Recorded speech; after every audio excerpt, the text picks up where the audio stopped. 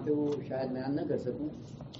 آداب فہم قرآن کتاب مفاتیح الغیب مرحوم ملا صدرہ کی تفسیر ہے، اور تفسیر کو بیان کرنے سے پہلے انہوں نے چند ایک آداب ذکر کیے ہیں اور مختلف ہیں. تلاوت کے آداب الگ ہیں، فہم کے آداب الگ ہیں، یعنی قرآن کو تلاوت کیسے کرنا ہے اس کے الگ آداب ہیں، اور قرآن کو سمجھنا کیسے ہے اس کے الگ آداب ہیں. اور وہ 9 بیان کیے انہوں نے ترتیب کے ساتھ کہ قرآن فہمی کے لیے کچھ آداب ہیں، اور انہوں نے ایک ایک کر کے 9 آداب ذکر کیے کتاب مفاتیح الغیب میں.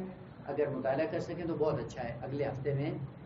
اور اس کے لیے چند ایک دروس بھی ہیں بندہ عقیر کے، اس ٹیلی گرام پہ بھی موجود ہوں گے، تو اگر کبھی فرصت ہو تو سن لیں.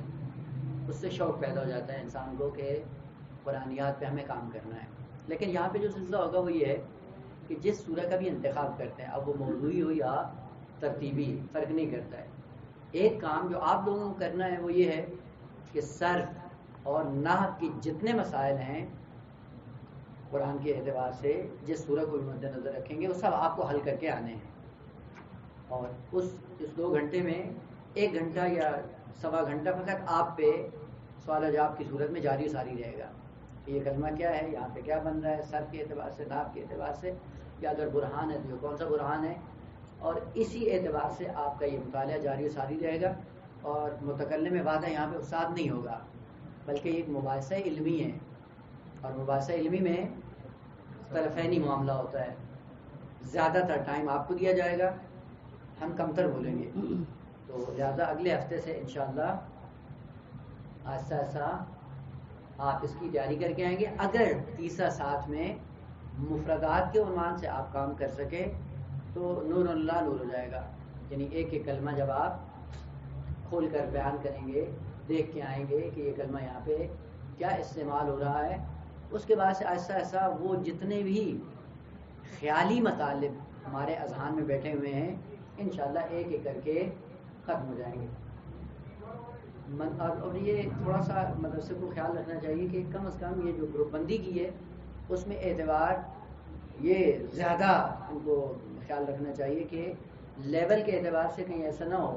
مثلا ایک لیول طلاب کے گروہ کا وہ ہو کہ جو جنہوں نے سب کتابیں پڑھ لی ہیں، صرف کی بھی، نحو کی بھی، منطق کی بھی، اصول کی بھی، اور ایک بالکل مبتدی ڈال دیا جس کو سارا صرف و نحو ہی نہیں آتی. وہ پریشان ہو جائیں گے. اگر ان کا خیال کیا جائے یہ دوسرے والے اصل لٹک جائیں گے، وہ بھی پریشان ہو جائیں گے کہ ہمارا ٹائم ضائع ہو رہا ہے. تو انشاءاللہ اگلے جلسے سے وہ افراد جو اس جلسے کے لیے مناسب ہوں گے انشاءاللہ انہی کے ساتھ کام کریں گے، جنہوں نے صرف، نحو اور منطق وغیرہ پڑھ لیا. ظاہر سی بات ہے جب منطق کی بات آئے اور یہاں پہ مطلب ذکر ہو رہا ہو تو ان کو پتہ ہو، پہلے سے ایک اصطلاح سنی ہوئی ہو ذہن میں.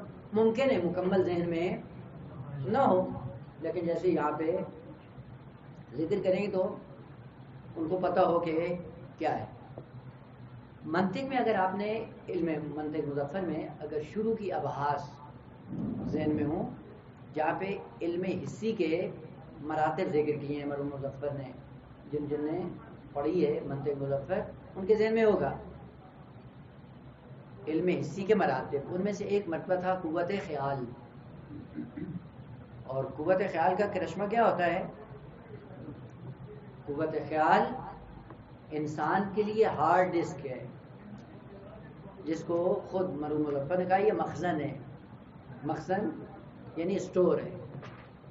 جو کچھ آپ حواس خمسہ کے ذریعے سے ادراک کرتے ہیں اس کی تصویر بن کر اس قوت خیال میں محفوظ ہو جاتی ہے. اور اپنی زندگی میں اگر آپ ملاحظہ کرنا چاہیں تو آپ بالبظاہر اس چیز کا اعتراف کر لیں گے. مثلا ایک چیز آپ منظر بہت خوبصورت ہے دیکھتے ہیں، منظر خوبصورت دیکھنے کے بعد آپ کی بصارت کا رابطہ ختم ہو جاتا ہے، لیکن وہ تصویر باقی رہتی ہے. یہ کہاں باقی رہتی ہے؟ یہ قوت خیال میں باقی رہتی ہے. لہذا آپ جب چاہیں اس پیارے منظر کو آپ دوبارہ اپنے ذہن میں حاضر کر لیتے ہیں. یا جو ذائقہ ہے، بہترین کھانا کھایا اور اس ذائقے کی تصویر بن کر آپ کے قوت خیال میں محفوظ ہو جاتی ہے. تنہائی میں بیٹھے ہوں بس ایسے ہی کھانا یاد کرتے ہیں منہ میں پانی آ جاتا ہے. یہ کیوں آ رہا ہے؟ کہ اس قوت خیال نے اس ذائقے کو محفوظ کر لیا. اسی لیے کوئی جو حواس خمسہ ہے جو آپ نے پڑھے ہوئے ہیں، حواس خمسہ کیا کرتا ہے؟ عالم مادہ سے آپ کو منسلک کرتا ہے. عالم مادہ چونکہ 5 حصوں میں تقسیم ہوتا ہے تو خالق کائنات نے حصے بھی انسان کو 5 دیے ہیں کہ ہر حص کے ذریعے اس عالم مادہ کے ان تمام جتنے بھی ادوار ہیں ان سب سے آپ آشنا ہو سکے. مثلا سننا مادی ہے، دیکھنا مادی ہے، سونگنا مادی ہے، چکھنا مادی ہے، چھونا مادی ہے. یعنی عالم مادہ ان 5 حصوں سے باہر نہیں ہے. اور اس عالم مادہ کو مکمل سمجھنے کے لیے خالق کی کائنات نے حواس خمسہ دیے ہیں. اور ان حواس خمسہ کے ذریعے آپ پھر اس عالم مادہ کو ادراک کرتے ہیں. ادراک کس صورت میں ہوتا ہے؟ کہ جب تک وہ حص باقی ہو آپ اس عالم مادہ سے آشنا ہو جاتے ہیں. اگر وہ حص نہ ہو آپ کے لیے ممکن ہی نہیں ہے کہ آپ عالم مادہ کے اس حصے سے آپ آشنا ہو سکے. مثالیں بہت سی ہیں. مثلا بعض مادرزاد نابینا پیدا ہوتے ہیں اور ہیں ایسے افراد جو مادرزاد نابینا ہیں. جو مادرزاد نابینا دنیا میں آئے اور آپ کے سامنے اس کو بٹھا دیا جائے اور آپ سے کہا جائے کہ بھائی یہ مادرزاد نابینا ہے، آپ اس کو سمجھاؤ کہ کالا رنگ کیا ہوتا ہے، سفید رنگ کیا ہوتا ہے. وہ آپ رنگوں کی تشخیص آپ اس کو سمجھا لیں گے؟ ممکن ہی نہیں ہے آپ کے لیے. بس اس کا مطلب ہے کہ جس حص کے ذریعے آپ عالم مادہ سے مرتبط ہوتے ہیں اگر وہ حص نہ ہو تو عالم مادہ کا وہ حصہ آپ کبھی بھی سمجھنے کے قابل نہیں ہوں گے. اب بعض لوگ ہیں جن کے لیے قوت ذائقہ ختم ہو جاتی ہے، اصل ذائقہ ہے ہی نہیں. اب ان کو بتاؤ کہ میٹھا یوں ہوتا ہے، چٹپٹا یوں ہوتا ہے، نمکین یوں ہوتا ہے، سمجھ لے گا؟ ممکن ہی نہیں ہے. یا بعض جن کا تعلق سماج سے ہے، اگر مادرزاد انسان بہرا ہو اب اس کو کیا سمجھ آتی ہے کہ گانا کیا ہوتا ہے، موسیقی کیا ہوتی ہے، قرآن کی تلاوت کیا ہوتی ہے؟ اصلا ہے ہی نہیں، اس کے پاس حص ہی نہیں. اس لیے مرحوم مظفر نے یہ فرمایا کہ من فقد حصا فقد علما، یعنی جس کی ایک حص نہیں ہے تو وہ علم جو اس حص سے مربوط ہے اس سے کبھی بھی آشنا نہیں ہو سکتا. بس قوت خیال کا کام یہ ہے کہ آپ حواس خمسہ کے ذریعے عالم مادہ سے منسلک ہوتے ہیں. قوت خیال ان کی تصویریں بنا کر اس کو اپنے اندر محفوظ کر لیتی. ایک بات یہ اس کا یہ کام ہے. اس لیے آپ دیکھیں جو بچپن کے آپ کے مناظر ہیں سارے کے سارے اس قوت خیال نے محفوظ کیے ہوئے ہیں. اور پھر یہ کیا کرتی ہے؟ دوسرا کام اس کا یہ ہوتا ہے کہ جو تصویریں اس کے پاس ہوتی ہیں انہی تصویروں میں تصرف کر کے خود سے نئی نئی تصویریں ایجاد کرنا شروع کر دیتی ہے. یعنی کچھ ادھر سے اس حصے لیا، کچھ اس حصے لیا، پھر ان کو آپس میں ملایا، کاٹ واٹ کرنے کے بعد ایک نئی تصویر بنا لی. اور وہ جو نئی تصویر بناتی ہے اس کا واقعیت سے کوئی تعلق نہیں ہوتا. مثلا بھی دیکھیں، آپ نے سنا ہوا ہے کہ جبرائیل ایک فرشتہ ہے، نازل ہوتا ہے پیغمبر اسلام پہ اور آ کر قرآنی تعلیمات پیغمبر اسلام کے حوالے کر دیتا ہے. وہ فرشتہ سنا ہوا ہے، نزول کا معنی بھی سنا ہوا ہے. وہ اس کے بعد جبرائیل کو کیسے بناتے ہیں بھائی؟ قوت خیال کے شاہکار کے نتیجے میں کیسے بنتا ہے؟ یہ آپ دیکھیں تصویریں چل رہی ہوتی ہیں، ایک گھوڑا ہے، 2 پر لگے ہوئے ہیں، پرواز کرتا ہے، آتا ہے. یہ کیا ہے؟ یہ سارا قوت خیال ہے. کیونکہ سنا ہے کہ وہ نازل ہوتا ہے اور پھر حرکت کرتا ہے اور سواری ہوتی ہے اور پھر پرواز ہوتا ہے، عروج ہوتا ہے، نزول ہوتا ہے. یہ کلمات سن کے اس نے ایک تصویر بنا دی اور اسی تصویر کو ہم نے پینٹ کر کے لوگوں کو دے دیا یہ جبرائیل ہے. اس کا کیا تعلق ہے جبرائیل سے؟ قوت خیال کی یہ دوسری خصوصیت، اور یہ خطرناک ترین خصوصیت ہے قوت خیال کی، کہ یہ جو کرتی ہے نا اس کا نتیجہ یہ ہوتا ہے کہ اس کا واقعیت کے ساتھ کوئی تعلق. اسی لیے خیال پرداز انسان جو خیالاتی ہوتا ہے محبوب خدا نہیں ہوتا. کیوں نہیں ہوتا ہے؟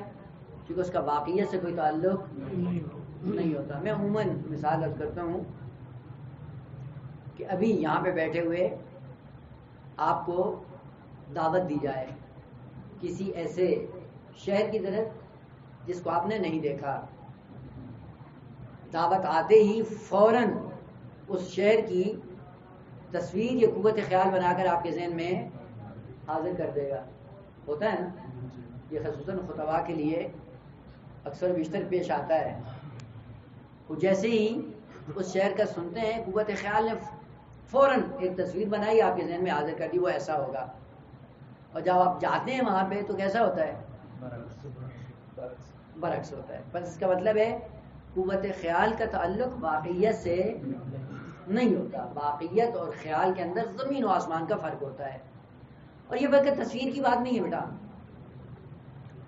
یہ قوت خیال معانی کے اندر، دین کے اندر، عقائد کے اندر بھی یہی کام کرتی ہے. کیونکہ کچھ چیزیں سن رکھی ہوتی ہیں تو سننے کے بعد عقیدے کا لفظ سنا فوراً ایک تصویر بنا دی، کلمات سنے فوراً اس کا ایک معنی ذہن میں بٹھا لیا، دین کا ایک پیغام سنا فوراً اس کی ایک تصویر ذہن میں بنا کے حاضر کر دی. یہ قوت خیال کا شاہکار ہے. لیکن جب آپ پڑھتے ہیں تو پتہ چلتا ہے کہ یہ تو حقیقت نہیں تھی، یہ جو بنی ہوئی ہے یہ کیا ہے؟ یہ سارا قوت خیال کا کرشمہ ہے. مثلا بھی ایک نمونے سنا ہے آپ لوگوں نے کہ شفاعت ہے، درست ہے؟ ابھی قوت خیال نے شفاعت کا کون سا تصور ہمارے ذہنوں میں حاضر کیا ہوا ہے؟ بنا دیا فوراً اس نے. کیا ہوگا شفاعت میں؟ کیا ہوگا؟ کیا ہوگا؟ ہاتھ سے پکڑ کر جنت. ہاں، یعنی کل کو معاذ اللہ خدا عذاب کرنا چاہتا ہے اور امام حسین آ جائیں گے سامنے، کہا میں نہیں جانے دوں گا. کیا کرنا ہے؟ خدا کہہ رہا ہے جہنم میں جاؤ. امام حسین کہتے ہیں نہیں چھوڑ دو. لیکن حسین کی طاقت خدا سے معاذ اللہ زیادہ ہے. یعنی خیال نے ایک چیز دیکھی ہے دنیا میں، اور وہ کیا دیکھی ہے کہ یہاں پہ روابط ہیں، سفارش ہے، پارٹی بازی ہوتی ہے. پارٹی بازی میں کیا ہوتا ہے کہ اس کا حق مسلم ہے اور ایک پاور ہوتی ہے. وہ پاور آ کے کیا کرتی ہے؟ چھڑوا لیتی ہے. ہم بھی یہی کرتے ہیں. کا شفاعت بھی یہی ہے. بس ایک شفاعت کا تصور وہ ہے جو قوت خیال نے ہمارے ذہن میں ایجاد کیا ہے، اور ایک وہ تصور ہے جو قرآن نے بیان کیا ہے. اور چونکہ وہ معلوم نہیں ہے اس لیے قوت خیال نے جھٹ سے فوراً ہمارے ذہن کے اندر ایک تصویر بنا دی. اور وہ کیا ہوا؟ کہا کہ یہ جو نظام دنیا ہے جس میں یہ سارا سلسلہ چلتا ہے اسی طرح ملتی جلتی یہ چیز ہے. وہاں پہ خدا یہ کرے گا، امام حسین یہاں جائیں گے، اہل بیت یہ کر دیں گے، وہ کر دیں گے، اور جان چھوٹ جائے گی. تو بس پتہ چلا قوت خیال نے کچھ بنا کے ہمارے سامنے پیش کر دیا ہے. اگر آپ نے قوت خیال کو عقل کے سائے میں کنٹرول نہ کیا تو یہ ہمیں ایک خیالاتی انسان بنا دے گا جس کا کوئی واقعیت سے تعلق نہیں ہے. اور یہ مشکل پورے دین میں بھی ہے. دین کی تعلیمات جب ہم سنتے ہیں اس میں بھی یہ کیا کر دیتی ہے؟ فوراً سرگرم ہو جاتی ہے اور اس کا ایک تصور بنا کر پیش کر دیتی ہے. مثلا فرض کریں چھوٹا سا نمونہ، جب اعلان ہوتا ہے کہ آج مجلس امام حسین کا اہتمام کیا گیا ہے اور نیچے لکھ دیتے ہیں کہ تمام مومنین سے شرکت کی استدعا ہے. مومنین سے جیسے ہی لفظ مومن آتا ہے قوت خیال اس کا ایک مصداق بنا کر ہمارے ذہن میں ڈال دیتی ہے. اور کون آ رہا ہوتا ہے؟ وہ اپنے آپ کو مومن سمجھ کے آ رہا ہوتا ہے، اور کیا ہوتا ہے، بھنگی بھی ہوتا ہے، چرسی بھی ہوتا ہے، دین کے ساتھ اس کا کوئی تعلق بھی نہیں ہوتا ہے، نشے میں دھت ہوتا ہے، اور وہ کیا سمجھ رہا ہوتا ہے کہ میں مومن ہوں. اب قرآن نے جو مومن کا مفہوم بیان کیا ہے وہ کچھ اور ہے، اور قوت خیال نے ایک ایسا مصداق اٹھا کے ہمارے ذہنوں میں پہلے سے رکھ دیا ہے. لہذا ہم بھی اس بھنگی کو، چرسی کو کیا سمجھتے ہیں، بڑا مومن ہے اور بڑا مولائی ہے. یہ تصور اس نے قوت خیال نے پیدا کیا ہے، اور یہ بہت بڑی موزل ہے آغا دین کے لیے، راہزن ہے قوت خیال دین فہمی میں، عقائد فہمی میں، اور خصوصاً آپ کے علوم کے اندر. آپ علم کی ایک اصطلاح سنتے ہیں اور اس کی مرز بندی نہیں ہوتی، قوت خیال اس کا ایک تصور آپ کے ذہن میں ڈال دیتی ہے، اور وہی تصور ہم لے کر دین کے اندر جاتے ہیں، اور پھر دین کو اسی کے اوپر اپنا ناپ اور تول دین کا ہمارا وہی ہوتا ہے جو قوت خیال ہمیں دے دیتی. اس قوت خیال سے باہر آنے کی ضرورت ہے. کیسے باہر آئیں؟ وہ اس کا ایک ہی راستہ ہے کہ سب سے پہلے ہمارے وجود کے اندر قوت عقل کو فعال ہونا چاہیے، اور جب قوت عقل فعال ہو جائے گی، آپ دیکھیں قوت خیال سائڈ میں ہو جائے گی، اب پھر وہ عقل پہ مؤثر.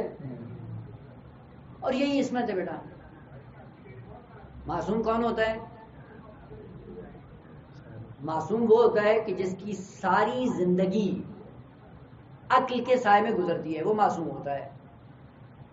اور جو مقام عصمت سے گرتا ہے وہ کون ہوتا ہے؟ کہ جس کی زندگی میں قوت خیال قوت عقل پر حاوی ہو جاتی ہے، وہ عصمت سے گر جاتا ہے. مثلا آپ ایک لکڑی لیں، صاف سیدھی مستقیم، اس کو آپ پانی میں ڈالیں، کیسی نظر آتی ہے؟ ٹیڑھی. یہ کیا کہہ رہی ہے؟ خیال کیا کہہ رہا ہے کہ لکڑی ٹیڑھی ہے. عقل کیا کہتی ہے؟ سیدھی ہے.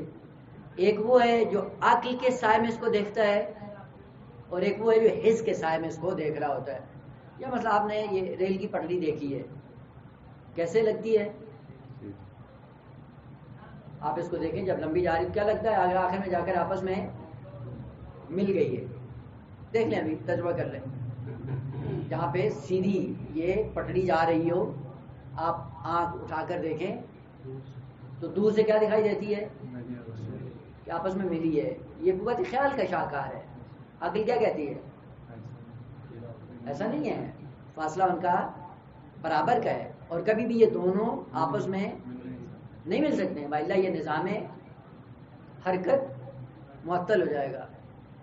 اور مشکل ہماری یہی ہے کہ یہ قوت خیال ہمارے وجود پر حاکم ہوتی ہے.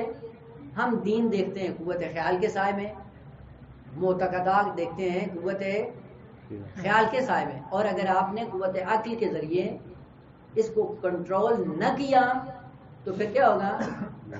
دین ٹیڑھا، عقائد ٹیڑھے، دین کی تعلیمات ساری ٹیڑھی، اور ایسا ہوگا کیا؟ مقام انسانیت سے انسان گر جائے گا. اور انبیاء کیا تھے؟ انبیاء کی ساری زندگی یہی تھی کہ انہوں نے ہمیشہ عقل کے سائے میں کائنات کو دیکھا بھی ہے، اور عقل کے سائے میں کائنات میں زندگی بسر کی ہے. اس لیے آپ جا کر دیکھیں ان کی زندگیوں میں شک اور تردید نہیں تھا. کیوں؟ چونکہ عقل کے سائے میں جب زندگی گزرتی ہے تو شک و شبہ سارے کے سارے ختم ہو جاتے ہیں. سب سے سخت ترین کام انسان کا یہی ہے کہ قوت خیال کو الگ رکھیں اور قوت عقل کو حاکم بنا کر زندگی بسر کرے. نمونے لا ماشاء اللہ ہے. مطلب ہی ہم سب کسی حد تک دین کو پڑھے ہوئے ہیں اور دین کی تعلیمات کو بھی جانتے ہیں، لیکن کیونکہ ہمارا سروکار نہیں ہے اس لیے قوت خیال ہمارے وجود میں حاکم ہے. ابھی ایک مردہ پڑا ہوا میت رات کے عالم میں، تاریکی کے عالم میں، تنہائی میں، ایک بہت بڑا گھر ہو اور اس کے اندر ایک لاش پڑی ہو، اور ہمیں کہہ دیا جائے کہ اس کے ساتھ رات گزارو، گزار لیں گے، کیوں نہیں گزاریں گے؟ کیونکہ قوت خیال حاکم ہے. کیا کہتی ہے قوت خیال؟ یہ بڑی خطرناک چیز ہے، خوف ڈالتی ہے، کھا جائے گا آپ کو. یہ عقل کیا کہتی ہے؟ وہ اس کے اندر تو کوئی جان نہیں ہے، یہ تو حرکت نہیں کرتا، یہ آپ کو کیا نقصان پہنچائے گا. لیکن دیکھیں افراد کو، دیکھیں کتنے ایسے لوگ ہیں جو خیال کے تابع رہ کر اپنی زندگی گزارتے ہیں. کوئی بھی تیار نہیں ہے وہاں پہ جانے کے لیے. لیکن آپ جائیں قبرستان میں، جن کا کام کیا ہوتا ہے؟ قبریں کھودنا اور مردوں کو. ان سے کہیں کہ ایک نہیں 10 رکھ دو، مجھے کوئی فرق. بس اس کا کیا ہے؟ اس کی قوت خیال محکوم ہے، قوت عقل حاکم ہے اس کی، لہٰذا اس کے لیے کوئی پرواہ نہیں ہے. اور ہمارے لیے یہ موزل کھڑی ہو جاتی ہے کہ ہم یہ کام کرنے کے لیے تیار نہیں ہیں.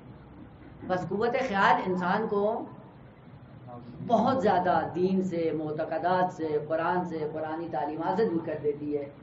اگر قوت خیال کے سائے میں آپ نے دین کی تعلیمات کو دیکھنا شروع کیا. ابھی اگر یہ نمونے ایک ایک کر کے شروع کریں تو درس قرآن تک نہیں پہنچیں گے. یہ اشارہ کیا تاکہ آپ کے ذہن میں یہ چیز آ جائے. خوب یہی شاہکار ہم قرآن میں بھی دیکھتے ہیں. کیا ہوتا ہے؟ قرآن کا ایک لفظ سنا، لفظ سننے کے بعد عقل کا استعمال نہیں کیا، قوت خیال سے پوچھا بھئی اس کی حقیقت کیا ہے. قوت خیال اس کی ایک تصویر بنا کر ہمارے ذہن میں پیش کر دیتی ہے. پھر کیا ہوتا ہے؟ وہی ہم راسخ ہو جاتا ہے ذہن میں، عقیدہ بن جاتا ہے. مثلا پیغمبر اسلام کے لیے قرآن نے ذکر کیا، کیا ذکر کیا؟ وَوَجَدَكَ ضَالًّا فَهَدَىٰ. یہ حضرت موسیٰ علیہ السلام نے جب فرعون کے دربار میں آئے، دوبارہ سے حضرت شعیب کی خدمت سے فارغ ہو کے دوبارہ تبلیغ کے لیے جب آئے، فرعون کو تبلیغ کرنے کے لیے آئے، فرعون نے چند ایک باتیں کی. کہا کہ ہم نے آپ کے ساتھ احسان کیا تھا، آپ کو پالا پوسا بڑا کیا، شہزادہ بنا کر ہم نے رکھا، اور تم نے ہمارا ہی آدمی مارا اور پھر یہاں سے چلے گئے، نکل گئے، اور پھر آگے اب ہمیں تبلیغ کرنے آئے ہو. آپ کا ماضی یہ ہے اور ابھی آ رہے ہو ہمیں خدا کی طرف دعوت دینے کے لیے. اور ایک زمانہ تھا کہ یہیں سے مصر سے آپ فرار ہو کر چلے گئے. تو وہاں پہ حضرت موسیٰ علیہ السلام نے جملہ استعمال کیا کہ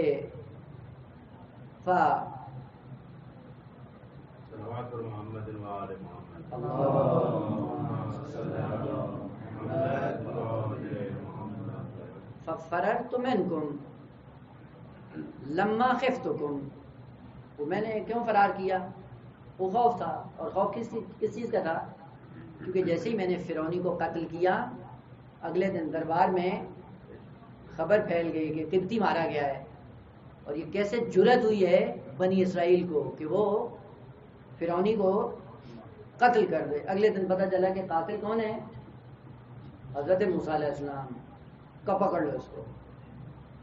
وہاں پہ ایک مومن آل فرعون تھا جس نے آ کر پہلے خبر دی حضرت موسیٰ علیہ السلام کو کہ ہاں بھائی موسیٰ الفرار، نکل جاؤ یہاں سے، اگر آپ دربار میں آئے تو تمہیں لٹکا دیا جائے گا.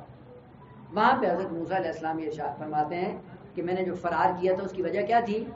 کہ فرار کرنے سے پہلے انا من الضالین، میں ظالین میں سے تھا، اور بعد میں نے فرار کیا. لفظ ظالین سنا، اب چونکہ عقل کے سائے میں ہم نے اس کا معنی نہیں کیا. قوت خیال نے کیا کہا؟ اس کو ایک تصویر بنا کر ہمارے ذہن میں ڈال دی. اب ظالین ہے وہ، اور ظالین بننے کے بعد پھر عقیدہ کیا ہوتا ہے؟ اچھا یہ انبیاء بھی گمراہ ہوتے ہیں.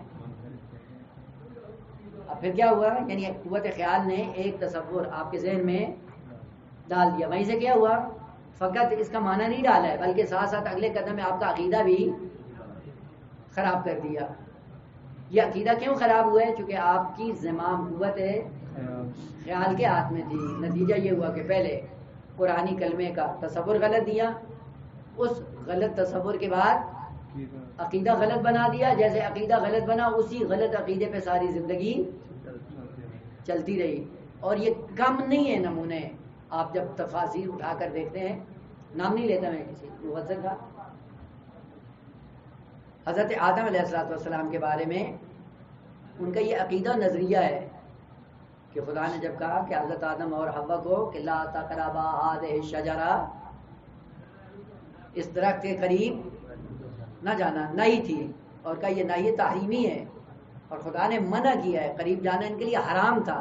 اور جب قریب گئے تو یہ معصیت اور حرمت کا ارتکاب کیا ہے معاذ اللہ حضرت آدم علیہ السلام نے، اور معصیت کبیرہ کے مرتکب ہوئے ہیں. وجہ کیا ہوئی؟ قوت خیال نے ایک مطلب ذہن میں ڈال دیا، اور وہ کیا ہے کہ لا تقربا ہمیشہ حرمت پہ دلالت کرتا ہے. یہ قوت خیال نے یہ تصویر بنائی، تصویر بنا کر پیش کر دی، اور ابھی تک قوت عقل کا استعمال ہوا نہیں، فوراً عقیدے میں بھی چلے گئے. پھر نتیجہ کیا ہوا؟ عقیدہ بھی قوت خیال کے سائے میں تباہ و برباد ہو گیا. اکثر ہماری مشکل دین فہمی میں، علوم میں، معتقدات میں، دینداری کے مسائل میں یہ قوت خیال ہے.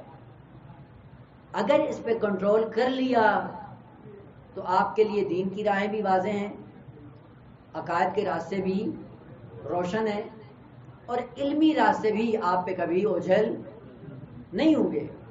بس پہلا کام کیا ہے؟ اس قوت خیال کو محکوم بنانا ہے، کنٹرول کرنا ہے اس میں. اور اس کے لیے کام یہ ہے کہ بسا اوقات ہمیں قرآنیات میں پتہ نہیں چلتا کہ کلمہ فاعل ہے یا مفعول ہے.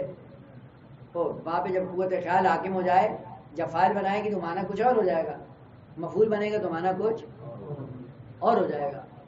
وہ پھر کیا کرے آدمی؟ اس کے لیے پھر تمرین کی ضرورت ہے. ظاہر سی بات ہے، قبرستان میں جو مردے دفن کرتے ہیں پہلے دن اس کی بھی حالت یہی تھی کہ وہ بھی ڈر رہا تھا، لیکن آہستہ آہستہ عمل کو تکرار کرنے کے بعد کیا ہوا؟ قوت خیال کو حقیقت تک پہنچا دیا، اور پھر اس کے بعد قوت خیال اس کے تابع ہو گئی. اس قوت خیال کو اپنے تابع بنانا یہ سب سے بڑا ہنر ہے. البتہ قرآنی اصطلاحات اور بھی ہیں، انشاءاللہ جیسے جیسے آگے بڑھتے ہیں تو وہاں پہ عرض ہو جائے گا. بس ہماری مشکل اس وقت قوت خیال ہے. اس قوت خیال کو کنٹرول میں رکھنا ہے، اور اس کے راستے ہیں، یعنی علمی دنیا میں آپ کو اس پہ توجہ کرنی ہے، عقائد کی دنیا میں توجہ کرنی ہے، قرآنیات میں توجہ کرنی ہے. اسی لیے آپ کا ایک کام صرف، نحو، منطق اور مفردات ہے. یعنی یہ چار کام آپ انشاءاللہ قرآنیات کے حوالے سے جاری و ساری رکھیں گے کہ یہ کام آپ کر کے آئیں گے. سب مل بیٹھ کے ایک ایک کلمے کو ہر اعتبار سے دیکھیں گے کہ یہ صرفی اعتبار سے کیا بنتا ہے، نحوی اعتبار سے کیا ہے، لغوی اعتبار سے کیا ہے. اور اس کے بعد جب حقیقت سامنے آئے گی تو پھر قرآن بھی بصیرت کے سائے میں سمجھ میں آئے گا، اور قرآن کے نتیجے میں پورا دین بھی انشاءاللہ بہترین انداز میں انسان کو سمجھ. اور اس کا ایک ہی نتیجہ ہے کہ اگر آپ نے قوت خیال پہ کنٹرول کر لیا، آپ کی زندگی میں اطمینان آ جائے گا، ٹھہراؤ آ جائے گا، اضطراب ختم ہو جائے گا. اضطراب پیدا ہی قوت خیال کرتی ہے. مطلب یہاں پہ بیٹھے ہوئے ہیں، دیکھیں قوت خیال کیا کہتی ہے کہ اگر آپ درس میں نہیں گئے، آپ کے لیے بہت خطرناک ہے، پروندہ مسدود ہو جائے گا اور آپ نابود ہو جائیں گے. اور اسی ڈر میں آ بھی جاتے ہیں. لیکن قوت عقل کیا کہتی ہے؟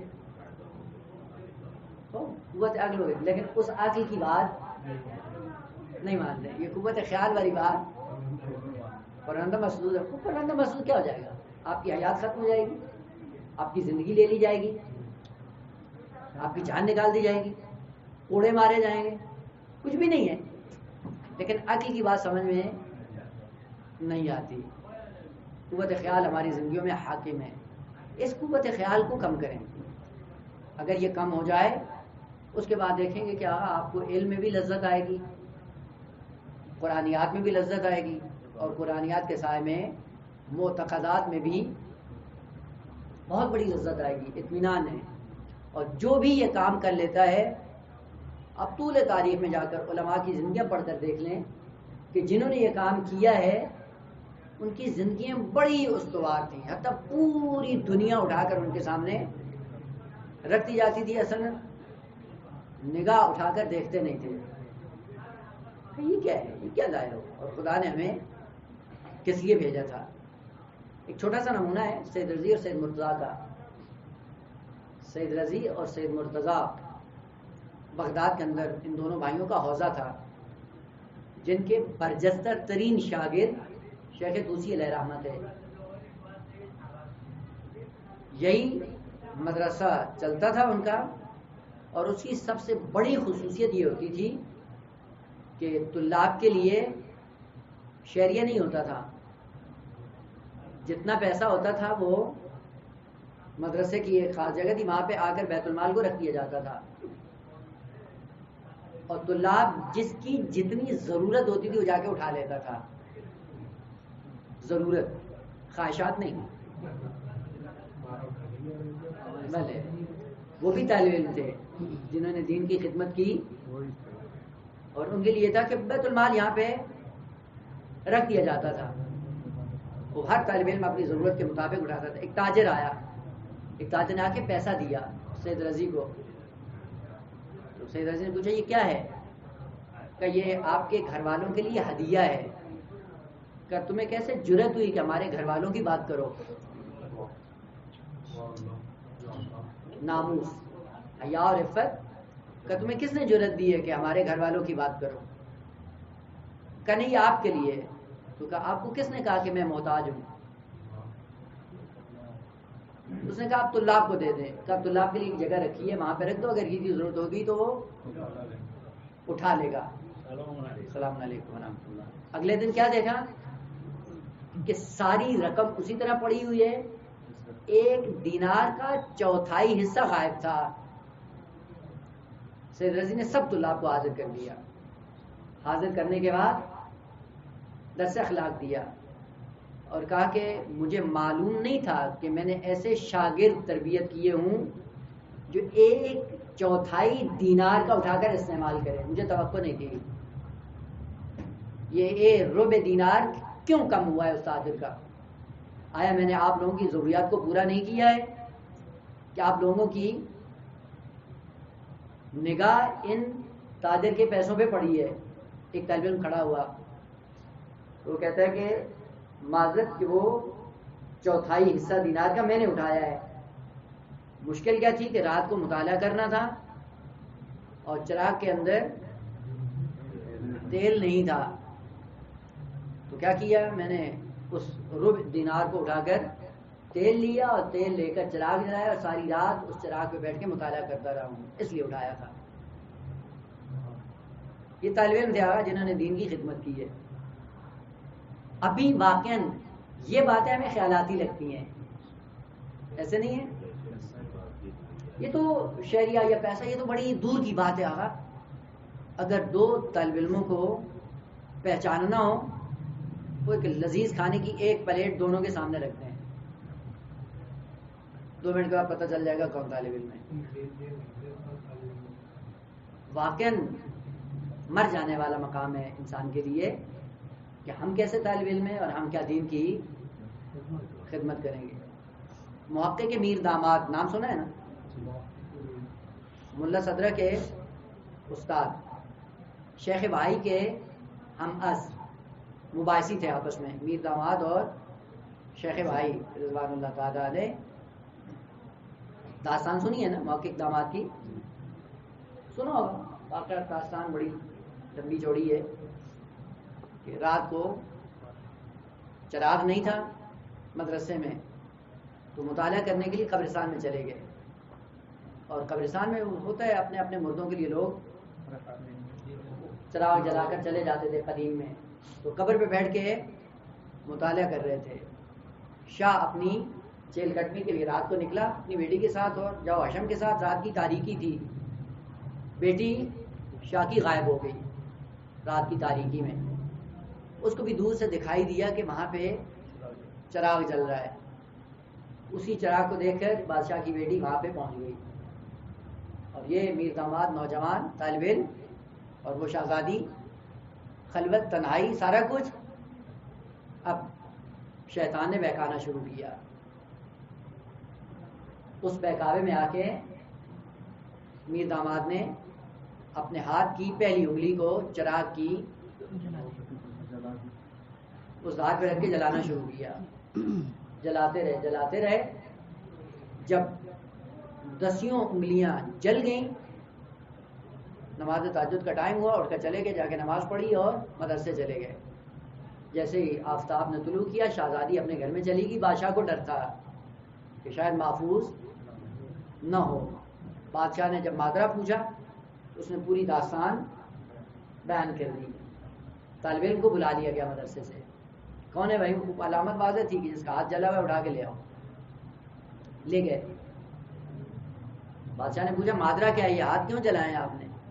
کہ شیطان وسوسہ کر رہا تھا اور قوت خیال نے کہا یہ لذت ہے، اس کو اٹھا لو. عقل نے کیا کہا؟ کہ یہ لذت دائمی نہیں، اپنے آپ کو رسوا نہ کرو. تو پہلے میں نے اپنے نفس کو سمجھایا کہ جہنم کی آگ 100 برابر اس دنیا کی آگ سے تیز ہے. اس آگ پہ ہاتھ رکھو، جلاؤ اپنے آپ کو. اگر یہ برداشت کر لیا تو گناہ بھی کر لینا، اور پھر جہنم کی آگ پہ بھی آپ تحمل کر سکتے ہو. تو کہتے ہیں وہ جلاتے جلاتے صبح ہوگی، میں چلا گیا. بادشاہ نے اپنی بیٹی کا نکاح اسی طالب علم سے کر دیا، جس کی وجہ سے وہ نام ہی ان کا موقع کے داماد پڑ گیا. اور بیٹا یہ یقین رکھ لیں، جب بھی آپ اپنے آپ کو قوت خیال کو کنٹرول کر کے معصیت خدا سے بچ جائیں، خالق کائنات وہی نعمت بنا کر آپ کی زندگی میں ڈال دیتا ہے. اب قرآن میں پڑھ لیں حضرت یوسف علیہ السلام کے ساتھ کیا ہوا ہے. قوت خیال نے کہا یہ ٹیمپریری لذت ہے، لے لو، لیکن خدا کی خاطر اس سے منہ موڑ لیا. کیا ہوا؟ بوڑھی ہو گئی تھی، لیکن اسی کو نوجوان خوبصورت ترین فرد بنا کر حضرت یوسف علیہ السلام کے سامنے پیش کر دی. یقین جاننا یہ قوت خیال ہے جو جلد بازی میں انسان کو رسوا کر دیتی ہے. اگر قوت خیال پہ کنٹرول کر لیا، عقل کے سائے میں وہی چیزیں جو انسان کے لیے ناگوار ہوتی ہیں وہی بہترین نعمت بن کر آپ کی زندگی میں خداوند عالم ڈال دیتا ہے. لیکن کام کیا کرنا ہے؟ آئے قوت عقل کے سائے میں اپنے آپ کو ڈھالیں. اس کے بعد پھر مدرسے کا خوف نہیں ہوگا، کیونکہ مدرسے کا خوف قوت خیال دلاتی ہے. قوت خیال سے باہر آنا ہے، عقل کے سائے میں آئیں.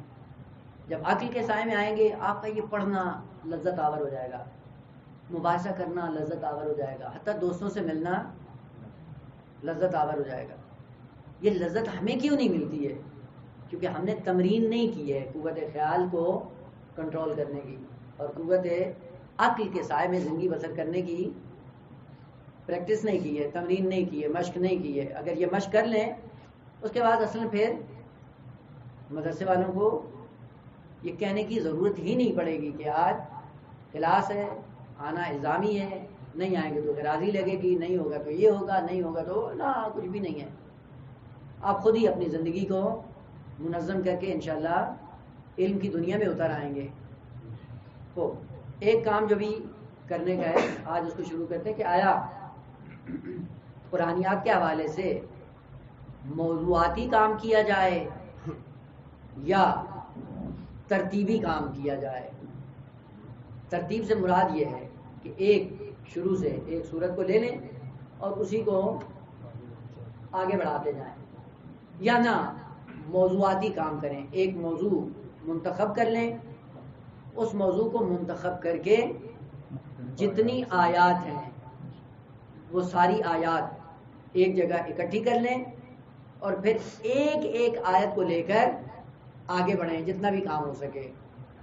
تو آپ رائے دیں، اس رائے کے بعد انشاءاللہ عملی صورت میں اسی کو آگے بڑھاتے ہیں. آیا با سے ترتیبی شروع کی جائے کہ سورہ ہم سے شروع کرتے ہیں جہاں تک پہنچ گئے، یا نہ موضوعاتی کام کرنا ہے. موضوعاتی میں موضوعات سے مراد مثلا توحید کا چیپٹر ہے، نبوت کا ہے، عدالت کا ہے، تعریف کا ہے، شفاعت ہے، توبہ ہے، توسل ہے، او الا ماشاء اللہ. یا خصوصاً وہ آیات جو انبیاء کے عنوان سے آئی ہیں، جن سے انسان کو جھانسا یہ ہوتا ہے کہ شاید انبیاء نے کوئی معذلہ کوتاہی کی ہے. آیات بھی پڑھتے ہیں اور قوت خیال ایک معنی بھی ذہن میں ڈال دیتی ہے، اور اس کے بعد پھر مشکل پیش آ جاتی کہ یہ اللہ کا نبی کیسا ہے، یہ کیا کر رہا ہے. تو یہ بھی ایک کام ہے جس کا نام ہے تنزیہ انبیاء، یعنی انبیاء کو غلطیوں سے منزہ کرنا، پاک و پاکیزہ کرنا.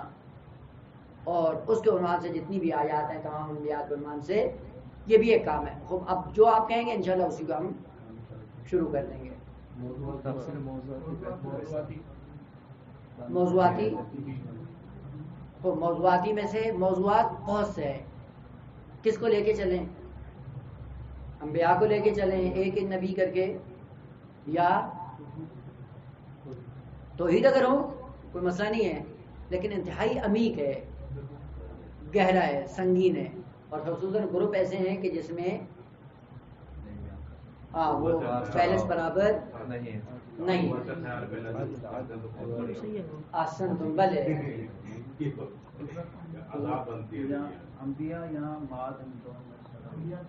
عادل ہونے چاہیے. سب کچھ ہوتا ہے. ممکن ہے لا بلائے کلام میں آواز آ جائے. میرے خیال میں سب کے لیے جو مناسب ہے یہ لیول بندی کے اعتبار سے، کیونکہ کلاس کا گروپوں کا لیول ایک نہیں ہے، تو میرے خیال میں تنزیہ انبیاء کا عنوان سب سے زیادہ مناسب ہوگا. تو ابھی جو آپ کو کام کرنا ہے وہ یہ ہے کہ حضرت آدم علیہ السلام سے شروع کرتے ہیں. حضرت آدم علیہ السلام کے عنوان سے جتنی آیات ہیں وہ ساری آپ نکال کر کے ایک جزوہ بنا لیں، پرنٹ کر لیں، اور وہ پرنٹ آپ لوگوں کے پاس ہر ایک کے پاس ہو. مثلا سورہ بقرہ میں کتنی آیات ہیں حضرت آدم کے حوالے سے لکھ لیں، یعنی وہ ایک جگہ کاپی کر لیں، پھر اس کے بعد پرنٹ نکال لیں. سورہ آراف میں ہے، سورہ طٰہٰ میں ہے، ان 3 سورتوں کے اندر تفصیل کے ساتھ ہیں. اب وہ ساری ایک ساتھ اکٹھی کر لیں، اور اس کے بعد ایک ایک کر کے ہم اس کی بررسی کریں گے. اور جب وہ ساری آیات مکمل ہو جائیں گی، اس کے بعد ایک تصویر حضرت آدم علیہ السلام کی آپ کے سامنے جب آئے گی، وہ عقلی تصویر ہوگی آپ کے لیے، خیالی تصویر نہیں ہوگی حضرت آدم کی. ابھی جتنی بھی ہم نے ذہن میں تصاویر بٹھا رکھی ہیں وہ ساری خیالی ہیں. اب اس خیال سے باہر آنے کے لیے ایک کام جو آپ کو کرنا ہے وہ کیا ہے؟ ان آیات کو انشاءاللہ اگلے جلسے میں کر لیں، کلک کر لیں، اور کسی ایک کی جن کو کمپیوٹر آتا ہے اور جانتے ہیں، کسی ایک برادر کی ذمہ داری لگا دیں، اور وہ ذمہ داری کے سائے میں آ کر ان آیات کا ایک جزوہ بنا لیں، اور وہ جزوہ انشاءاللہ سب کے لیے ہو. اور کام کرنے کے حوالے سے ایک آیت پہلے سے مشخص ہوگی کہ یہ آیت ہے، اس کے بارے میں آپ کو کیا کرنا ہے؟ صرفی، نحوی، معنی بیان اور لغت کے اعتبار سے کام کرنا ہوگا. اور یہاں پہ جیسے ہی آپ کا وہ ہوم ورک مکمل ہوگا تو تفسیر کے عنوان سے جتنے مطالعے ہوں گے وہ انشاءاللہ آپ کی خدمت میں بیان کر دیے جائیں گے، تاکہ اس کے بعد ایک اللہ کا نبی اگر ہماری زندگیوں میں صحیح معنوں میں آ کر موجود ہو جائے تو وہی ذریعہ بن جائے گا ہماری اور آپ کی ہدایت کا. شروع سے بس شروع کرتے ہیں حضرت آدم علیہ السلام سے. اور پہلا کلمہ جس کو آپ نے دیکھ کر آنا ہے وہ خود کلمہ ہے آدم ہے. اصل انتخاب کیوں کیا خدا نے آدم کا؟ یعنی اس ذات کا نام کیا رکھا؟ آدم. کیوں؟ آدم کا معنی کیا ہے؟ یہ کون سا سیرت پہلا کلمہ اس نبی کے لیے جو انتخاب کیا گیا وہ ہے آدم. اور لقب کے عنوان سے ان کا لقب کیا ہے؟ ابو البشر اور صفی اللہ. تو ایسا ان کلمات کی طرف بھی اشارہ کریں گے کہ کیوں آدم ہے، کیوں ابو البشر ہیں، اور کیوں صفی اللہ ہے، صفوت اللہ ہے. وہ ابھی ہے 1 گھنٹہ ہے باقی. اگر چاہیں تو میں بیان کر دیتا ہوں، اگر آپ چاہتے ہیں کہ خود سے مطالعہ کر کے آئیں تو پھر آپ کے سوالوں کا جواب دیتے ہیں جو آپ انتخاب کرنا چاہیں. اگر کوئی سوالات ہیں اس عنوان سے پہلے جو دیکھ کر آئے استاد میرا بٹن دبایا.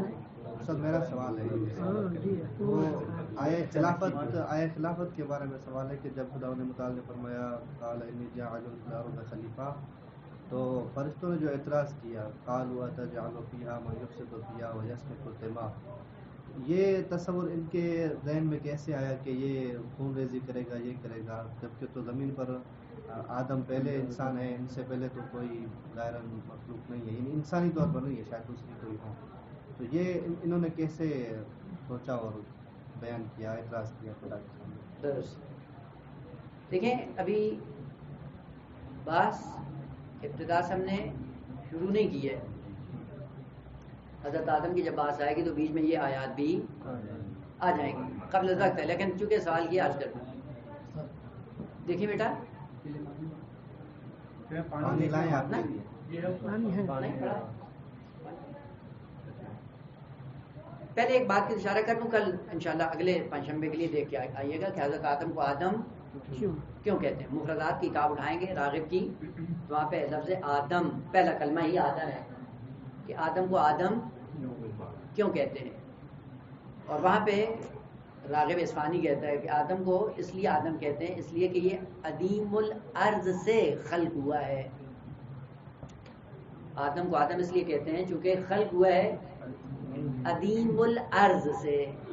اب عدیم الارض کیا ہے اس کے لیے الگ سے پھر دیکھنا ہوگا. عدیم کہتے ہیں اجزاء کو، چھوٹے چھوٹے اجزاء ذرات، اور ان ذرات کو عربی میں عدیم کہا جاتا ہے. کہا کہ آدم کو آدم اس لیے کہتے ہیں چونکہ عدیم الارض سے خلق ہوا ہے. عدیم الارض کیا ہے؟ یعنی اس کائنات کے تمام ذرات کو نچوڑ کر خلاصہ کر کے جب ایک جگہ اکٹھا کیا گیا تو کون سی ذات وجود میں آئی؟ آدم. اور خود لفظ آدم پہ توجہ کریں، کافی معتقدات انسان کے حل ہو جاتے ہیں. پہلا مسئلہ توحید کا یہی پہ حل ہوتا ہے خود لفظ آدم سے. آدم کیا ہے؟ کہا کہ آدم ہے خلیفۃ اللہ. کس کا؟ اللہ کا. اللہ کا خلیفہ ہے نا. تو اللہ کی کائنات کیسے ہے؟ کہ پوری کائنات کو ذرات کی صورت میں اگر ایک جگہ اکٹھا کیا جائے تو کیا بنتا ہے؟ آدم. یہ آدم کیا ہے؟ کائنات کے تمام تر ذرات کو جمع کرنے کے بعد جو ذات وجود میں آتی ہے اس ذات کو آدم کہا جاتا ہے. اور ساتھ میں پتہ چل رہا ہے کہ یہ ذرات جب ایک جگہ جمع ہوتے ہیں تو ان کے اندر کوئی اختلاف بھی نہیں ہوتا، جھگڑا بھی. یہ سارے کے سارے اجزاء ایک ساتھ جمع ہو جاتے ہیں اور کوئی مشکل بھی نہیں ہوتی. کیوں نہیں ہوتی ہے؟ اس لیے کہ اس کائنات کا بنانے والا ایک ہے. دو اگر دو ہوتے تو یہ ذرات کبھی بھی ایک دوسرے کو قبول نہیں کرتے. مثال دوں، آپ دیکھیں ایک لیپ ٹاپ ہے آپ کے پاس ایچ پی کا اور دوسرا ہے سامسنگ کا. سامسنگ کا کارخانہ الگ ہے، ایچ پی کا الگ ہے. آپ ایچ پی لیپ ٹاپ کا وہ اندر جو ہوتا ہے پرزہ جس سے پورا کمپیوٹر چلتا ہے کیا کہتے ہیں اس کو؟ سی پی یو. سی پی یو جس سے یہ پورا کمپیوٹر چلتا ہے. آپ ایچ پی کا سی پی یو سامسنگ کے اندر ڈالیں گے چلے گا؟ کیوں نہیں چل رہا ہے؟ کارخانہ الگ الگ ہے. یا سامسنگ کا سی پی یو لے کے آپ اس میں ڈالیں گے چلے گا؟ نہیں چلتا ہے. کیوں نہیں چلتا ہے؟ اس سے پتہ چلتا ہے کہ کارخانے الگ الگ ہیں، دو ہیں. لیکن اگر ایچ پی کا ہی ہو چلے گا یا نہیں چلے گا؟ چلے گا. تو یہ کائنات بتاتی ہے کہ یہ سارے ذرات اگر ایک دوسرے کو قبول کر رہے ہیں تو اس کا مطلب ہے کہ کائنات کا بنانے والا ایک ہے. گندم آپ دانہ لیتے ہیں کہاں رکھتے ہیں؟ زمین میں. زمین قبول کرتی ہے نہیں؟ پانی کو بھی قبول کرتی ہے نہیں؟ سورج کی روشنی کو قبول کرتی ہے نہیں؟ آکسیجن کو بھی لے لیتی ہے نہیں؟ یہ آکسیجن اور سورج کی روشنی اور پانی اور زمین اور گندم کا دانہ اجزاء کتنے ہیں؟ 5-6 ہیں. اور یہ سب مل کر کیا رہے ہیں؟ ایک گندم کے دانے کو پروان چڑھا رہے ہیں. اس سے پتہ چلتا ہے کائنات کا بنانے والا ایک ہے کہ جس کی کائنات کے ذرات ایک دوسرے کو قبول کرتے ہیں. اصل آدمیت ہوتی ہی اس ذات کے اندر ہے جو پوری کائنات کو قبول کرنے کی صلاحیت رکھتا ہو. اصل وہ مقام آدمیت سے گر جاتا ہے جو دوسروں کو تحمل کرنے کے قابل. وہ خلقت خدا نے ایسی کی ہے. آغاز خلقت میں ہی ابو البشر کو آدم بنا کر بھیجا ہے اور سارے ذرات وہاں پہ مل کر اکٹھے ہوئے ہیں اور کوئی اختلاف بھی نہیں ہے. وہ آپ کی باڈی کے کتنے حصے ہیں بھائی؟ گنے تو اصلا لا تحصوها، شمار بھی نہیں کر سکتے ہو. ہے یا نہیں ہے؟ آپ کی باڈی میں کوئی اختلاف ہوتا ہے؟ کتنے اعضاء ہیں آپ کے جسم کے اندر اور سارے اعضاء مل کر کام کر رہے ہیں اور کوئی ان کا اختلاف بھی نہیں ہے. اور سب کی کوشش کیا ہے؟ آپ کی لاش اور بدن کو زندہ رکھا جائے، یہ حرکت میں رہے. اس لیے پوری باڈی کے اعضاء کیا ہوتے ہیں؟ سرگرم ہوتے ہیں یا نہیں ہوتے؟ اور دوسری خصوصیت دیکھیں، ایک عضو اگر آپ کا ڈیمیج ہو جاتا ہے تو پوری باڈی میں کیا ہوتا ہے؟ اضطراب آتا ہے یا نہیں؟ اضطراب آتا ہے یا نہیں؟ کیوں آ رہا ہے؟ اعضاء آپس میں ملے ہوئے ہیں مرتبط، بیچ میں ایک کڑی اگر خراب ہو جاتی ہے تو پورا نظام کیا ہے؟ تباہ ہو جاتا ہے. بس آدم کو آدم کیوں کہتے ہیں؟ چونکہ عدیم الارض سے بنا ہے. یہ ایک پہلو ہے آدمیت کا، اور وہ کیا ہے؟ بدنی اور جسمانی پہلو. اور بدنی اور جسمانی پہلو یوں خدا نے منسجم کیا ہے حضرت آدم علیہ السلام کے لیے. اب آگا سوال، یہ آدم جس سے بنا ہے عدیم الارض سے. اب دوسری خصوصیت ارض کی کیا ہے؟ ارض کی دوسری خصوصیت ظلمت، تاریکی، تزاحم، جھگڑا، جنگ، چیرنا پھاڑنا، دوسرے کو نابود کرنا. یہ خصوصیت جسم کی ہے، یہ خصوصیت اسی ارض کی ہے. اور اس سے جو خلق ہوئے ہیں، جانور آپ دیکھ رہے ہیں، یہ جتنے بھی جنگل کے جانور ہیں کس صدد میں ہوتے ہیں؟ چیرنا پھاڑنا ان کی فطرت نہ کہیں، طبیعت کہیں. بعد میں انشاءاللہ عرض کروں گا کہ طبیعت کیا ہے اور فطرت کیا ہے. کلمات ہوتی ہے. اصل حیوانات کے اندر فطرت نہیں ہوتی، فقط طبیعت اور غریزہ ہوتا ہے. وہ آپ ان کو جا کر دیکھیں، یہ کیا کرتے ہیں؟ چیرتے پھاڑتے ہیں. تاریکی ہے، مٹی کے اندر تاریکی ہے، نورانیت نہیں ہے، ظلمت ہے. ظلمت کا معنی جنگ و جدال ہے، تزاحم ہے، اختلاف ہے. ساری بیماریاں کس سے وجود میں آتی ہیں؟ اس جسم سے، بدن سے، اس ارض سے. تو بعض لوگوں نے کہا کہ ملائکہ نے دیکھا تھا کہ اس سے پہلے بھی انسان تھے جنہوں نے زمین پہ آ کر فساد کیا، خون ریزی کی، قتل و غارت کی. تو جب خدا نے کہا میں آدم بنانے جا رہا ہوں تو انہوں نے کہا یہ وہی ہوگا. ان کے اعمال کو دیکھ کر انہوں نے یہ فیصلہ کیا کہ یہ بھی وہی کام کرے گا. وہ بعض مفسرین آپ جب دیکھیں گے انہوں نے یہ مطلب ذکر کیا ہے، اور چہ بسا کے بعض روایات کے اندر بھی اس مطلب کو ذکر کیا گیا ہے. البتہ وہ آیات اب ٹھیک ہیں یا نہیں، وہ روایات ٹھیک ہیں یا نہیں سند کے اعتبار سے یا محتوا کے اعتبار سے، کہ انشاءاللہ بعد میں بحث ہوگی. لیکن یہ مطلب کاملاً ملائکہ کی ذات کے ساتھ سازگار نہیں ہے، کیونکہ یہ کیا ہے؟ قیاس. اور قیاس کون کرتا ہے؟ جس کے یہاں عقل نہیں ہوتی، قوت خیال کا شاہکار ہے. قیاس کرنا قوت ہے. وہ مثلا فرض کریں انڈیا سے ایک طالب علم آئے اور انہوں نے کوئی غلطی کی فوراً ہم نے کیا کہا؟ ہندی سب یوں ہوتے ہیں. یہ کس کا فتویٰ ہے؟ یہ قوت خیال کا فتویٰ ہے، اور اسی پہ ہم پابند بھی ہیں. یہی غلط ہے، عقل سے کام ہے. اصل ایک جزی کا دوسری جزی کے ساتھ کوئی ربط نہیں ہے. اگر ایک نے غلط کیا تو اس کا مطلب یہ نہیں ہے کہ دوسرا بھی غلط کرے گا. یہ قوت خیال کا نتیجہ ہے. اور یہ ذہن میں رکھ لیں بیٹا، ملائکہ کے اندر قوت خیال نہیں ہے. قوت خیال یا جانوروں کے پاس ہے، یا انسان کے پاس ہے، یا جنات کے پاس ہے. اصل ملائکہ کے اندر قوت خیال نہیں ہے. اور قیاس کرنا یہ قوت خیال کا نتیجہ ہے. وہ جہاں قوت خیال نہیں ہے وہاں پہ قیاس بھی نہیں ہے. پھر کیسے ہو گیا کہ ملائکہ نے کہا کہ چونکہ انہوں نے غلطی کی تھی یہ بھی غلطی کرے گا؟ یہ قیاس ہے، اور قیاس ملک کی ذات کے ساتھ سازگار نہیں ہے. تو پھر کیوں انہوں نے کہا؟ وہ 2 اور 2 4 کی طرح ہے. وہ کیا ہے کہ آگ سے کیا چیز نکلتی ہے؟ حرارت. پانی سے کیا چیز آتی ہے باہر؟ طراوت یا ٹھنڈک. پانی گیلا کرتا ہے، طراوت.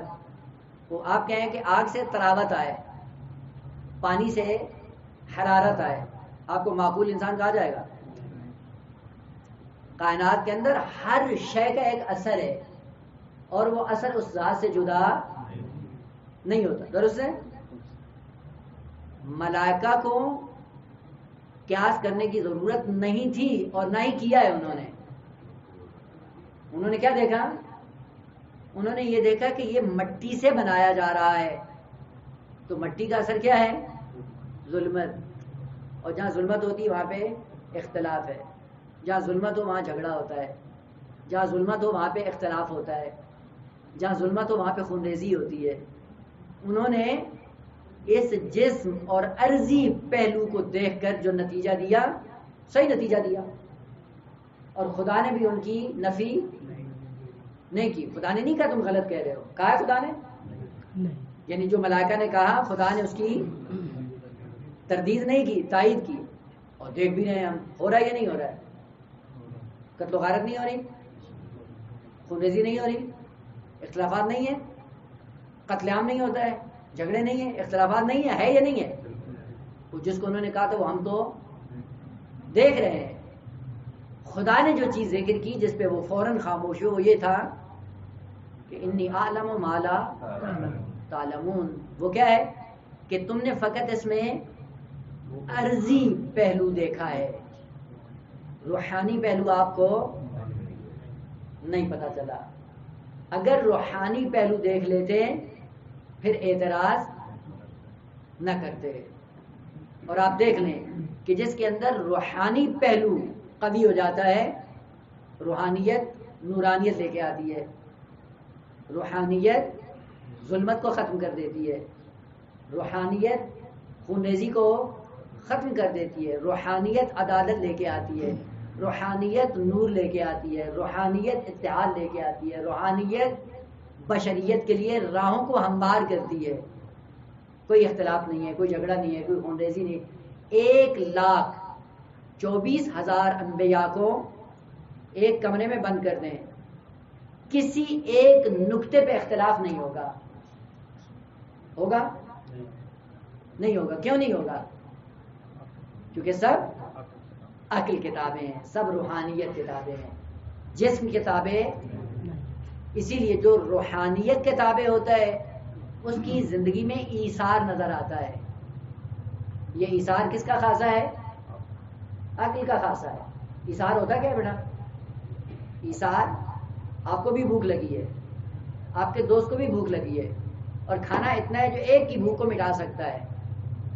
تو جو روحانیت کا پابند ہے وہ اپنی بھوک کو پیچھے چھوڑ کر دوسرے کی بھوک کو مقدم کرتا ہے. یہ کیا ہے؟ یہ ایثار ہے. اور یہ کس کا نتیجہ ہے؟ یہ عقل اور روحانیت کا نتیجہ ہے. اور یہی کام انبیاء نے کیا یا نہیں کیا؟ بے شک. اگر یہاں پہ جنبہ جسمانی غالب ہو تو پھر کیا ہوگا؟ پھر مسئلہ کیا ہو جاتا ہے؟ برعکس. اگر پیٹ بھرا ہوا ہو تب بھی دوسرے کو نہیں دیتا ہے یا نہیں ہے؟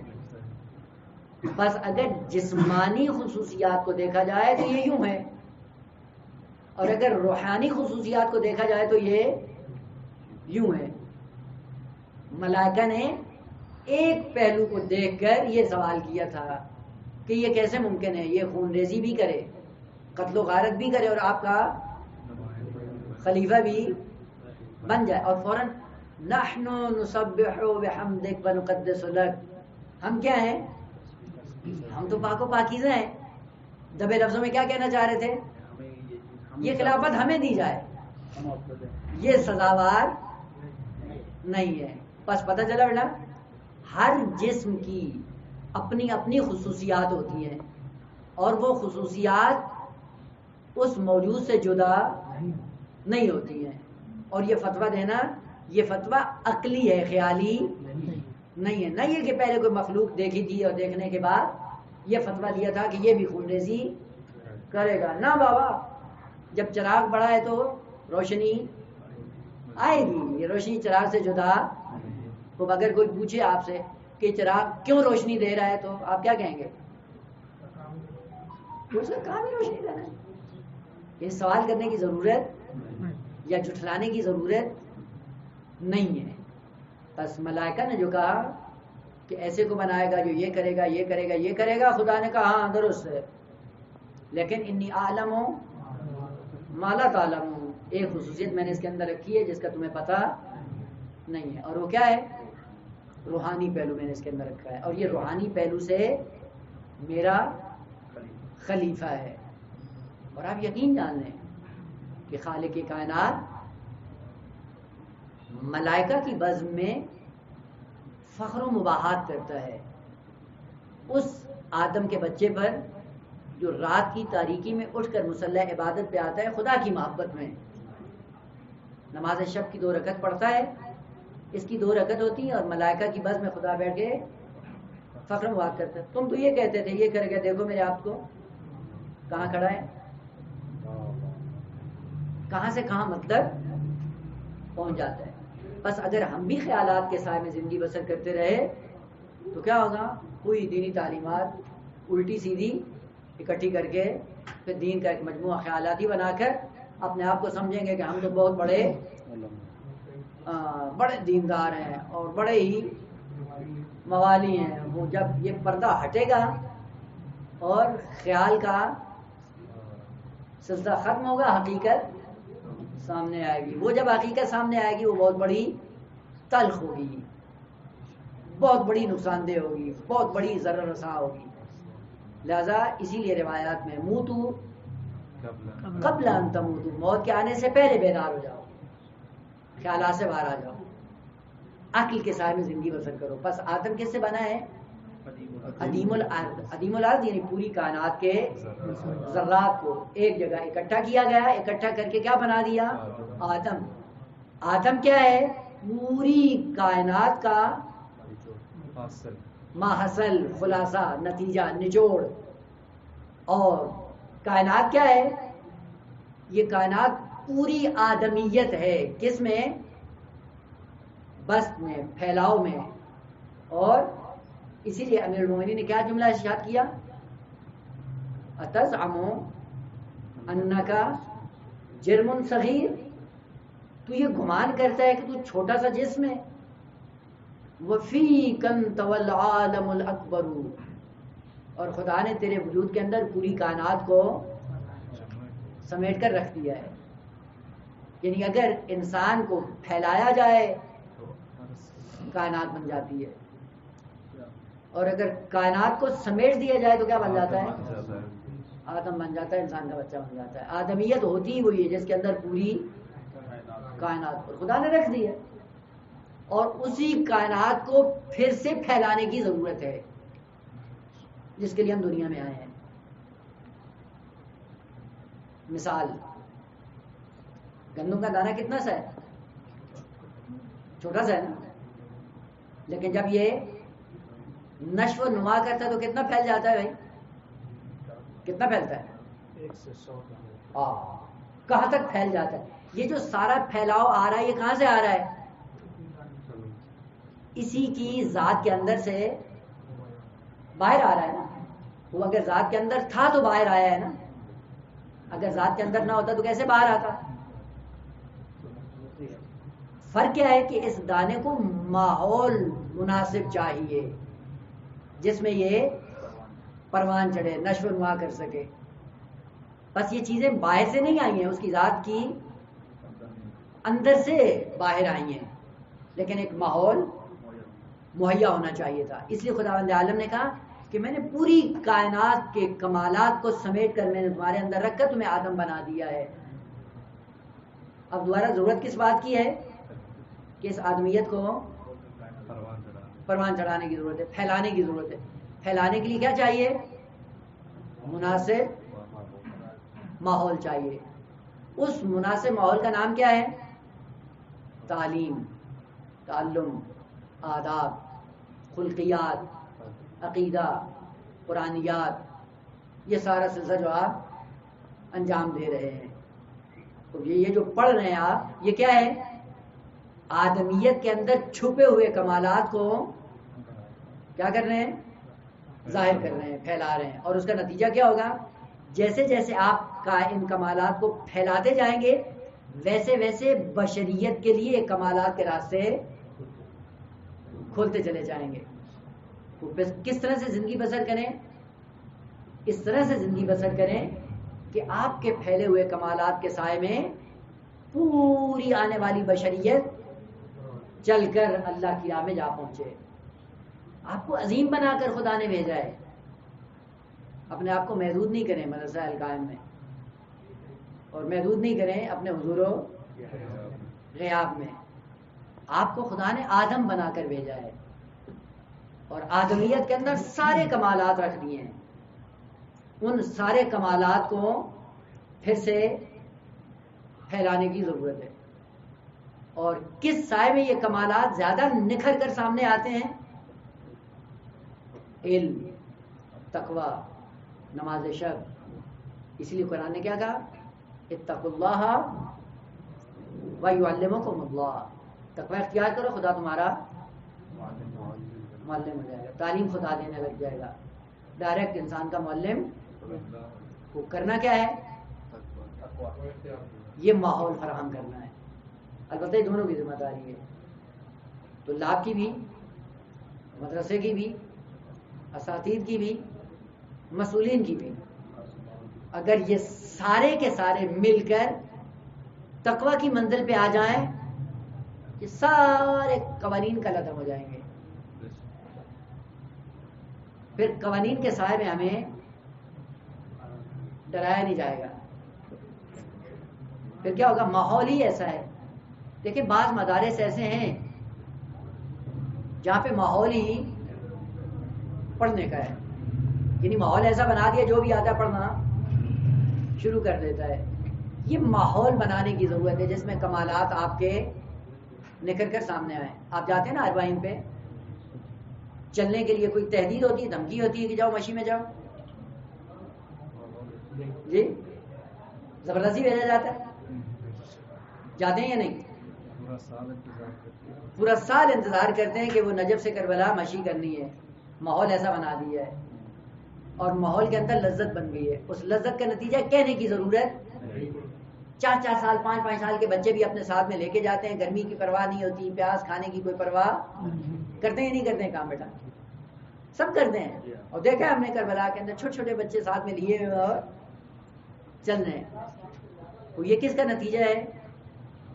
یہ ماحول کا ہے. آدمیت ماحول میں پنپتی ہے. آدمیت کے لیے خاص ماحول چاہیے. وہ ماحول یہاں پہ سب کی ذمہ داری فراہم کریں. استاد، شاگرد، مسئولین، مدرسہ، سب مل کر وہ ماحول فراہم کریں جس ماحول کے سائے میں یہ طلاب اپنے کمالات کو مرحلہ کمال تک پہنچا سکیں، نکھار سکیں. بس آدمیت کمالات کا مجموعہ ہے جو ہماری ذات میں بند کر کے خدا نے رکھ دیا ہے. اور ادھر سے ماحول ہے کس قسم کا؟ قد افلح من زکاہا وقد خاب من دساہا. کیا مطلب؟ قد افلح معنی کیا ہے؟ فلاح پا گیا. اچھا کیا. معنی کیا ہے؟ فلاح پا گیا. کیا ترجمہ کرتے ہیں؟ کامیاب ہو گیا. ہاں کامیاب، یہ وہی اردو کی مشکل ہے. فلاح کامیابی کو نہیں کہتے. قد افلح من زکاہا. فلاح کے 3 مرحلے ہیں بیٹا. ایک چیز مرحلہ فلاح پر پہنچے تو 3 ادوار سے گزر کر وہاں تک پہنچتی ہے. مثلا آپ یہ کہیں کہ گندم کا دانہ فلاح پا گیا. کب؟ ہاں اس کے 3 مرحلے ہیں. پہلا کرما کیا ہے؟ کاشت. اب کاشت کے اپنے شرائط ہیں، یعنی پہلے اس گندم کے دانے کو زمین میں جانا ہوگا. اس کو کہتے ہیں کاشت. کاشت کا معنی کیا ہے؟ یعنی اس کے لیے ماحول کو فراہم کرنا ہے. جب ماحول فراہم کریں گے تو کیا ہوگا؟ یہ پنپنا شروع ہو جائے گا. یہ پہلا مرحلہ ہے فلاح کا. دوسرا مرحلہ کیا ہے؟ برداشت. برداشت کے لیے پھر اپنی شرائط ہیں. یعنی جب یہ پروان چڑھ جائے پھر کیا کرتے ہیں؟ کاٹتے ہیں. کاٹنے کے بعد صاف کرتے ہیں. صاف کرنے کے بعد پھر کیا کرتے ہیں؟ اسٹور کرتے ہیں. اور اسٹور کرنے کے بعد پھر پورا سال اس کو استعمال کرتے ہیں. بس دوسرا مرحلہ کیا فلاح کا؟ برداشت. اور تیسرا مرحلہ کیا ہوتا ہے؟ داشت. وہ سارے فارسی کے کلمات ہیں. اور وہ کیا ہے کہ اب اس کو استعمال کرنا ہے. خوب. ان 3 مراحل سے جب یہ گندم کا دانہ گزرتا ہے اس کے بعد آواز آتی ہے کہ گندم کا دانہ فلاح پا گیا. بس فلاح کا معنی کامیابی نہیں ہے. فلاح کا معنی ہے ایک زندگی کے جتنے ادوار ہیں ان سب کو فراہم کرو تاکہ اپنی زندگی کو جاری ہو ساری رکھ سکو. وہ ایک گندم کا دانہ کتنا اہتمام کرتے ہیں چونکہ آپ کو پتہ ہے کہ اس باڈی کو اس چیز کی ضرورت ہے. لیکن اگر یہ دانہ گندم کا آپ نے لیا اور زمین پہ پھینک کے چلے گئے یہ فلاح پا گئے بلکہ کیا ہو جائے گا؟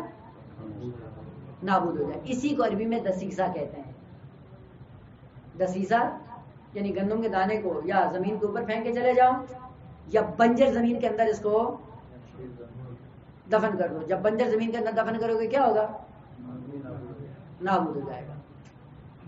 اس کو عربی نے کہا یہ دسیسہ ہے. اور اس کے مقابلے میں کرنا کیا ہے؟ زکاہ. زکاہ کیا ہے؟ پروان چڑھنا ہے. خدا نے سارے کمالات اکٹھے کر کے اس کی ذات کے اندر رکھ دیا اور اس کو آدم بنا دیا. آدم بنانے کے بعد کا ان کمالات کو پھر سے ظاہر ہونا ہے. ظاہر ہونے کے لیے 2 نظام رکھے. ایک نظام فلاح اور دوسرا نظام دسیسہ. اور آپ کو اختیار دے کے دنیا میں بھیج دیا.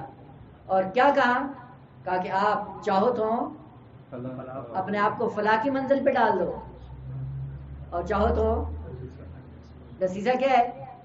ہر روز 10 منٹ 15 منٹ 20 منٹ آدھا گھنٹہ 40 منٹ لیٹ آنا اور پھر توجیہ کرنا. جی سب یہ کام پڑ گیا وہ کام پڑ گیا خوب پہ جہنم. یہ کیا ہے نظام؟ نظام دسیسہ ہے. آئے دن غیبت اور پھر آئے دن توجیحات تعویلات. اس کا کوئی مدرسے کو نقصان نہیں ہوگا, کسی استاد کو نقصان نہیں ہوگا. نقصان کس کو ہونا ہے؟ وہ کمالات اپنے اندر آپ کیا کر رہے ہیں؟ دسیسہ کر رہے ہیں, دفن کر رہے ہیں. اور دفن کرتے کرتے پھر کیا ہے؟ ایک دن بالکل بلہم ازل کے منزل پہ پہنچ جائے گا. اور پھر کوئی بات معنویت کی, تقوی کی, دین کی اثر ہی نہیں کرتی ہے انسان کے لیے. تو پھر کیا کریں؟ نظام آدمیت میں اپنے آپ کو پروان چڑھائیں.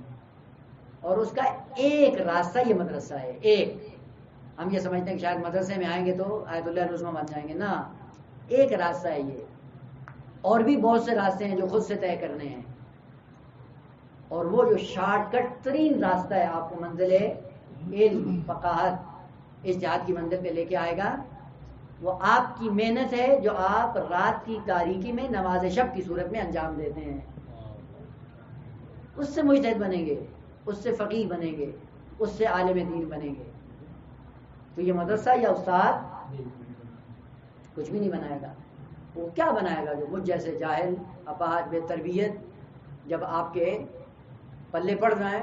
میں خود ہی نیا اہل ہوں تو آپ کو کیسے اہل بنا دوں گا. چھوٹا سا ایک راستہ ہے وہ جو دکھائے گا, اس کے بعد چلنا آپ کو ہے. خلاصہ کیا ہوا کہ آدم کیا ہے؟ مجموعہ پوری کائنات کا, وہ سارے کمالات سمیٹ کر انسان کے اندر رکھ دیے. تو یہ بالقوہ صلاحیت تھی جو آدم کے اندر موجود تھی. اب واضح ہو گیا بالقوہ اور بالفعل میں کیا فرق ہے؟ یہی فرق ہے کہ آپ کو آدم بنایا اور آدم بنانے میں انسانیت کے سارے کمالات بالقوہ رکھ دیے. تو آپ کا کام کیا ہے؟ ان کو بالفعل میں, تو جو بالفعل میں تبدیل کر لیتا ہے وہ انسان بن جاتا ہے, اور جو نہیں کر پاتا وہ کون ہوتا ہے؟ وہ بشر ہے. بس بشر کیا ہے؟ انسان بالقوہ, اور خود انسان کیا ہے؟ انسان بالفعل. اور ہمیں جو انسان کہا جاتا ہے کس وجہ سے ہے؟ کیوں انسان کہتے ہیں ہمیں؟ ابھی پڑھیں گے معنی بیان میں, یہاں پہ عرض کر دوں. کبھی کبھی مجاز استعمال ہوتا ہے, اور مجاز کے اندر ایک مناسبت ہونی چاہیے. آپ کہتے ہیں نا زید کل اسد, تو اس کا مطلب کوئی چیز ہے جو وجہ شباہت ہے, اور وجہ شباہت کیا ہے؟ شجاعت ہے. درست ہے. بس شجاعت کی وجہ سے آپ نے کیا کہا کہ یہ زید اسد کی طرح ہے. درست ہے. کبھی کبھی یہ علاقہ, یہ مناسبت, یہ مجاز کے اندر جو علاقہ پایا جا رہا ہے یہ ہوتا ہے علاقہ ماکان, اور کبھی ہوتا ہے ما یکون. پڑھا ہے انشاءاللہ یا نہیں پڑھا ہوگا.